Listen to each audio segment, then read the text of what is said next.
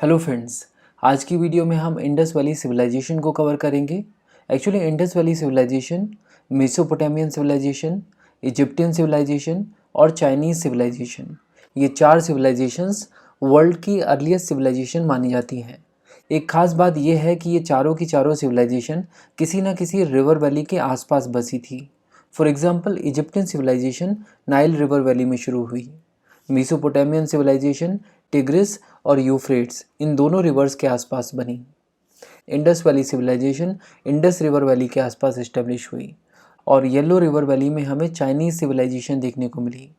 Yellow river को हम Huang हो भी कहते हैं, बट हमारा आज का फोकस है इंडस रिवर वैली सिविलाइजेशन, जो कि बाकी सभी सिविलाइजेशन के कंपैरिजन में मोस्ट एक्सटेंसिव सिविलाइजेशन मानी जाती है।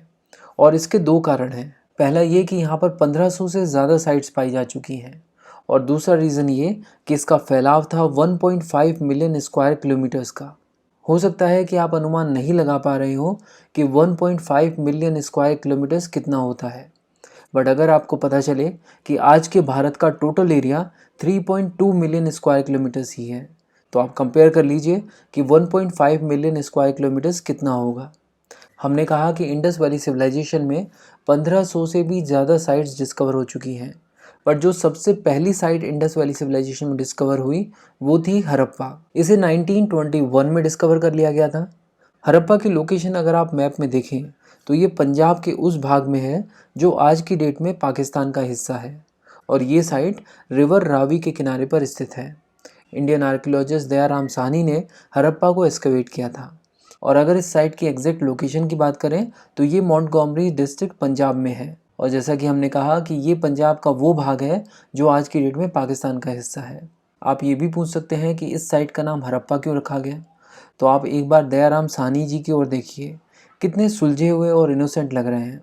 इनकी जगह अगर कोई और होता तो ज़रूर इस साइट का नाम अपने नाम पर ही रख देता, बट इन्होंने ऐसा नहीं किया। इन्होंने देखा कि जिस जगह पर यह एक्सकवेशन हुआ है वहाँ के आसपास के एरिया को हड़प्पा कहते हैं, तो इन्होंने इस साइट का नाम हड़प्पा ही रख दिया। वैसे अच्छा ही किया, क्योंकि बाद में ऐसा देखा गया कि इससे मिलता जुलता नाम ऋग्वेद में भी मेंशन्ड है और वो नाम है हरियप्पा। तो इससे ऐसा लगता है कि ये शायद वही जगह है जो ऋग्वेद में भी मेंशन्ड है। अब क्योंकि हड़प्पा वो पहली साइट थी जो इंडस वैली सिविलाइजेशन में डिस्कवर हुई, तो इस पूरी सिविलाइजेशन को इंडस वैली सिविलाइजेशन के अलावा हड़प्पा सिविलाइजेशन भी कहा जाता है।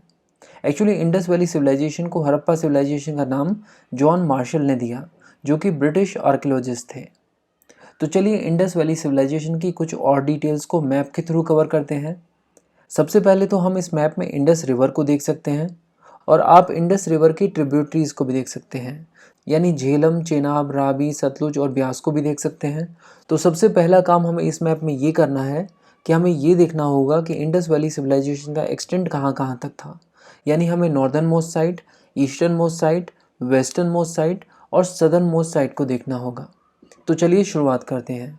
हम देख सकते हैं कि यहाँ पर नॉर्दर्न मोस्ट साइट है मांडा, ईस्टर्न मोस्ट साइट है आलमगीरपुर, वेस्टर्न मोस्ट साइट है सुतकागेनडोर और सदर्न मोस्ट साइट है दायमाबाद। अब ये जो मांडा है ये आज के भारत की union territory Jammu and Kashmir में है। आलमगीरपुर है उत्तर प्रदेश में, सुतकागेनडोर है बालूचिस्तान में और दायमाबाद है महाराष्ट्र में। और अगर आप यहाँ पर सेंटर में नज़र डालें तो आप देखेंगे कि यहाँ पर घग्गर और हाकरा रिवर सिस्टम है। बेसिकली घग्गर और हाकरा रिवर्स यहाँ से पास होती हैं और इस जगह की इंडस वैली सिविलाइजेशन में अपनी ही एक अलग इम्पोर्टेंस है। और वो इम्पोर्टेंस इसलिए है क्योंकि यहाँ पर बहुत सारी साइट्स हैं और साइट्स का कॉन्सेंट्रेशन यहाँ पर मैक्सिमम है। मतलब इस जगह में साइट्स की डेंसिटी हाई है, यानी कम जगह पर ज़्यादा साइट्स यहाँ पर है। और इसी के ऊपर आप दो मेन साइट्स और देख सकते हैं, बनावली और राखीगढ़ी। ये दोनों साइट्स हैं आज के हरियाणा में। और इंडस वैली सिविलाइजेशन से रिलेटेड एक इम्पॉर्टेंट फैक्ट ये भी है कि हरियाणा में इंडस वैली सिविलाइजेशन की largest number of sites discover हुई हैं। जी हाँ, इस मामले में हरियाणा नंबर 1 है। अब यहाँ पर एक बात और गौर करने वाली है और वो ये कि सभी मेजर साइट्स किसी न किसी रिवर के बैंक पर स्थित हैं। फॉर एग्जांपल मांडा स्थित है चेनाब नदी के किनारे, आलमगीरपुर स्थित है हिंडन नदी के किनारे, सुतकागेनदोर स्थित है रिवर दश्त के किनारे और दायमाबाद स्थित है रिवर प्रवर के किनारे। इसके अलावा रावी नदी के किनारे अगर हम देखें तो सबसे इम्पोर्टेंट साइट एक ही है और वो है हड़प्पा, जो कि पाकिस्तान वाले पंजाब में है। नेक्स्ट हम देखते हैं कि इंडस रिवर के किनारे सबसे इम्पोर्टेंट साइट कौन सी है। तो यहाँ पर हमें 4 इम्पोर्टेंट साइट्स देखने को मिलेंगी। पहली मोहनजोदारो, दूसरी कोटदीजी, तीसरी चानुधारो और चौथी अलादीनो। ये चारों साइट्स आज के सिंध में है और ये हमें पता ही है कि सिंध पाकिस्तान में है। अब देखते हैं वो साइट्स कौन सी हैं जो सतलुज नदी के किनारे बसी हुई हैं। यहाँ पर एक ही इम्पॉर्टेंट साइट आपको याद रखनी है और वो है रोपर।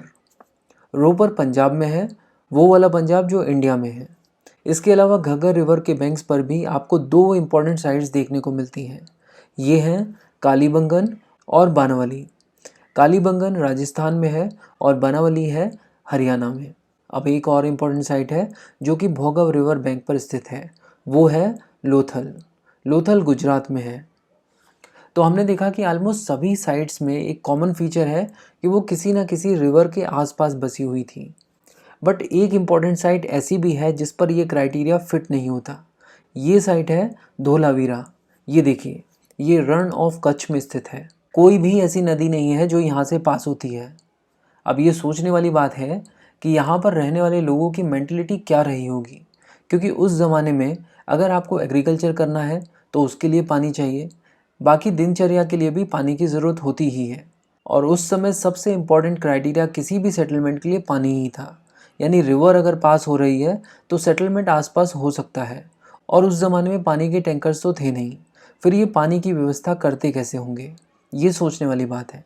एक्चुअली हमने जितनी भी इंपॉर्टेंट साइट्स को अभी तक मैप में कवर किया, उन सब को हम इंडिविजुअली और डिटेल में कवर करेंगे, और उसी दौरान हम धोलावीरा के बारे में भी ये देखेंगे कि ये लोग पानी की व्यवस्था कैसे करते होंगे। बट धोलावीरा से रिलेटेड एक क्वेश्चन और भी है, और वो क्वेश्चन ये है कि जब बाकी सारी सेटलमेंट्स के लोगों को रिवर से अट्रैक्ट कर रही थी, तो फिर यहाँ के लोग किस चीज़ से अट्रैक्ट हो रहे थे। तो बात यह है कि ये जगह अपने आप में रॉ मटेरियल्स का खजाना था। यहाँ पर copper, shale, agate, carnelian, steatite, lead और ना जाने कौन कौन से रॉ मटेरियल्स आसानी से मिल जाते थे, और यहाँ के लोग इन्हीं चीज़ों को ले जाकर मेसोपोटामिया से ट्रेड करते थे। तो अभी तक ये तो पहचान ही लिया होगा आपने कि धोलावीरा के जो लोग थे वो गुजराती थे। अच्छा, एक और जगह है धोलावीरा के पास, वो है सुरकोतड़।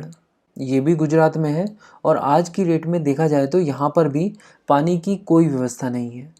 बट कहा जाता है कि पुराने समय में यहाँ पर 700 मीटर चौड़ी एक नदी बहती थी, बट अभी वो नदी सूखकर नाला बन गई है।